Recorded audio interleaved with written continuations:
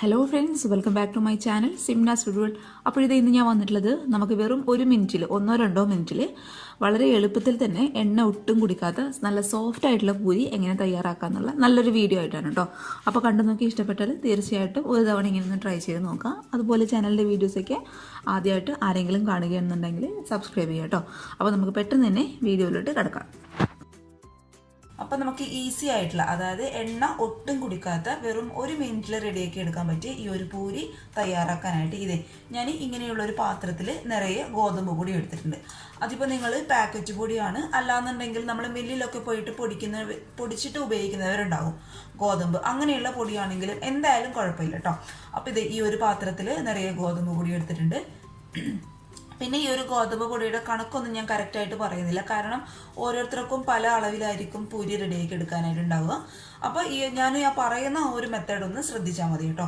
പക്ഷെ എപ്പോഴും ശ്രദ്ധിക്കുക, നമ്മൾ മിക്സിയിലിട്ട് ജാറിലിട്ടാണ് ഈ ഒരു പൊടി അടിച്ചെടുക്കുന്നത്. അത് ഒരു ഗ്ലാസ്സിൽ, അതായത് പൊടി നമ്മൾ മിക്സിയുടെ ജാറിലോട്ട് ഇട്ടെടുക്കുമ്പോൾ അത് ഒരു ഗ്ലാസ്സിൽ കൂടാനായിട്ട് പാടില്ല കേട്ടോ. ഒരു ഗ്ലാസ്സിൽ കൂടിക്കഴിഞ്ഞാൽ നമ്മുടെ ബ്ലേഡിന്, അതായത് മിക്സിയുടെ ബ്ലേഡിന് പെട്ടെന്ന് അങ്ങോട്ട് കേട് വരാനുള്ള ചാൻസ് ഉണ്ട്. അപ്പോൾ ഇങ്ങനെയുള്ളൊരു പാത്രത്തിൽ നിറയെ ഗോതമ്പ് പൊടി ഞാൻ എടുത്തിട്ടുണ്ട്. ആ ഒരു പാത്രത്തിൽ എടുത്ത ഗോതമ്പ് പൊടി കംപ്ലീറ്റ് ആയിട്ട് നമുക്ക് ഈ ഒരു മിക്സിയുടെ ജാറിൽ മുഴുവനായിട്ട് അങ്ങോട്ട് ഇട്ട് കൊടുക്കാം.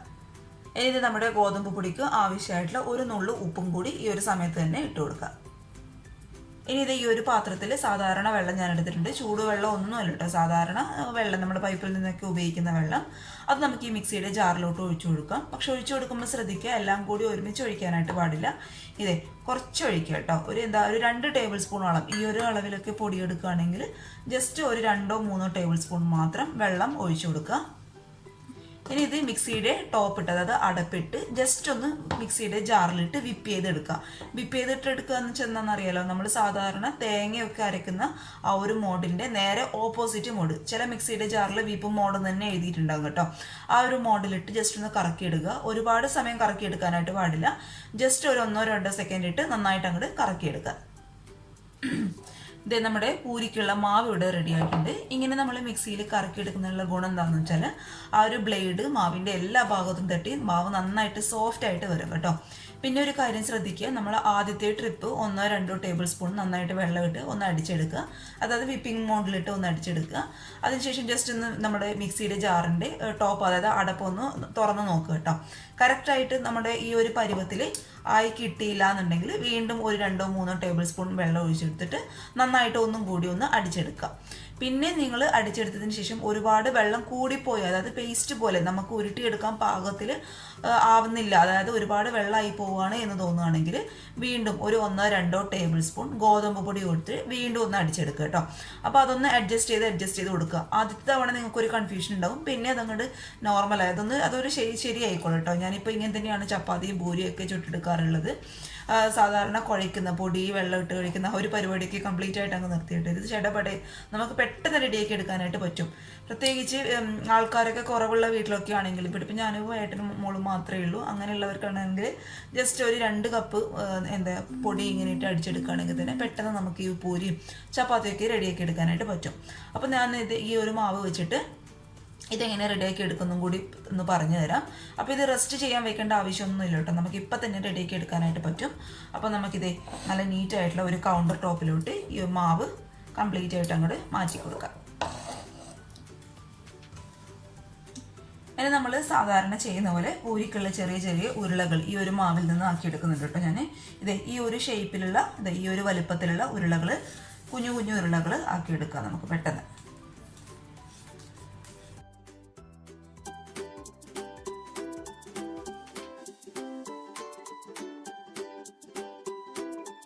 ഇനി ഇത് നമ്മൾ സാധാരണ പൂരിക്കൊക്കെ പരത്തിയെടുക്കുന്ന പോലെ പരത്തിയെടുക്കുക.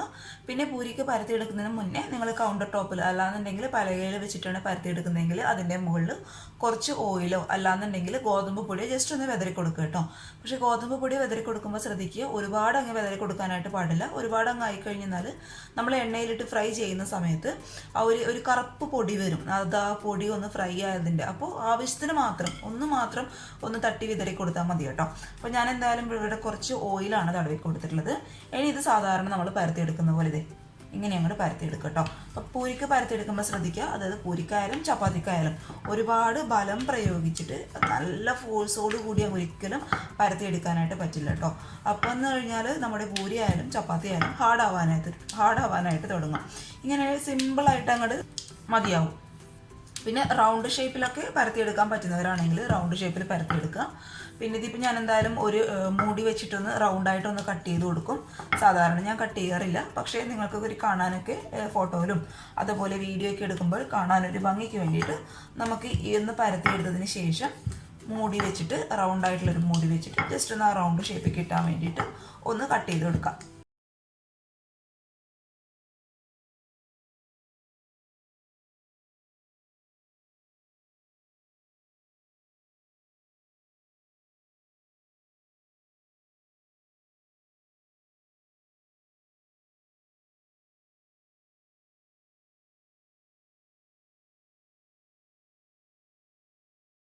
നന്നായിട്ട് ചൂടാക്കി എടുത്തിട്ടുണ്ട്. അപ്പോൾ നമ്മൾ ആദ്യം മിക്സിയുടെ ജാറിലിട്ട് പൊടിയൊക്കെ അടിച്ചെടുക്കുന്ന സമയത്ത് നിങ്ങൾ സ്റ്റൗവിൽ ഒരു പാനിൽ എണ്ണ ചൂടാക്കാനായിട്ട് വെച്ചാൽ മതി. അപ്പോൾ നമ്മൾ പരത്തിയൊക്കെ കഴിയുമ്പോഴേക്കും ആ എണ്ണ നന്നായിട്ട് അങ്ങോട്ട് ചൂടാകും കേട്ടോ. ഇനി നമ്മൾ പരത്തി വെച്ച ഓരോരോ മാവ് ഇതിലോട്ട് അങ്ങോട്ട് ഇട്ട് കൊടുക്കുക. നന്നായിട്ട് ചൂടായ എണ്ണയിലോട്ട് വേണം പൂരിയുടെ മാവ് എപ്പോഴും ഇട്ട് കൊടുക്കാനായിട്ട്. ഇനി ജസ്റ്റ് ഒന്ന് പൊങ്ങി വരുന്ന സമയത്ത് സൈഡിൽ നിന്ന് പ്രസ് ചെയ്ത് കൊടുത്താൽ നല്ല പപ്പട പോലെയുള്ള പൂരി നമുക്ക് റെഡിയാക്കി എടുക്കാനായിട്ട് പറ്റും കേട്ടോ.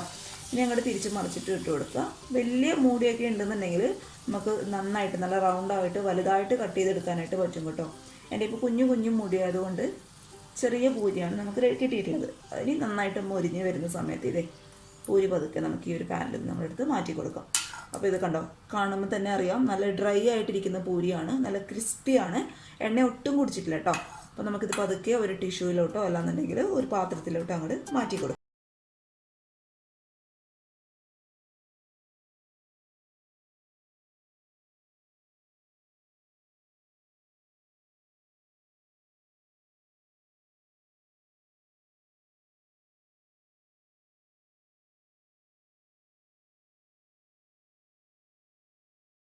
ഇതുവരെ ഇങ്ങനെ ട്രൈ ചെയ്യാത്തവർ ഒരു തവണയെങ്കിലും ഇങ്ങനെ ഒന്ന് ട്രൈ ചെയ്ത് നോക്കുക കേട്ടോ. ആ ഒരു ഡിഫറൻസ് തീർച്ചയായിട്ടും നിങ്ങൾക്ക് മനസ്സിലാവും. അപ്പോൾ എല്ലാവർക്കും ഇഷ്ടമായെന്ന് വിചാരിക്കുന്നു. ഇഷ്ടമായെങ്കിൽ വീഡിയോ ഒന്ന് ലൈക്ക് ചെയ്യുക. അതുപോലെ ചാനലിൻ്റെ വീഡിയോസൊക്കെ ആദ്യമായിട്ട് ആരെങ്കിലും കാണുകയാണെങ്കിൽ സബ്സ്ക്രൈബ് ചെയ്യുക കേട്ടോ. അപ്പോൾ നാളെ ഒരു നല്ല വീഡിയോ ആയിട്ട് കാണും വരെ thank you for watching Simnas football. By.